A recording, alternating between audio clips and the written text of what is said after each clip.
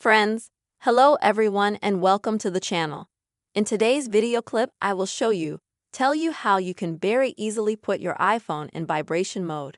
Please subscribe to our channel, write your comments, put your likes. And let's get started. So, I'm going to show you one method that will be universal on absolutely all iPhones. And to do this, take your phone and on the left side, right above the sound boost button, you'll find another button here that turns the silent mode on and off. And you'll need to activate it. I have an older model iPhone 10, so in my case, this button is toggled by this back and forth motion here. And if I turn it on now, as you can see, I now have the silent mode active.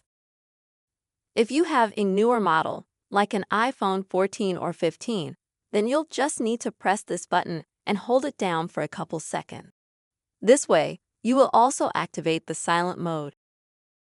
But in order to make sure that in silent mode you're going to receive notifications via vibration, then I suggest you go into your phone settings.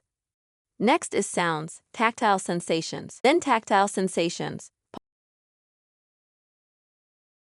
And here make sure you have them enabled, always playing. Because if you have them, for example, disabled, that is never active.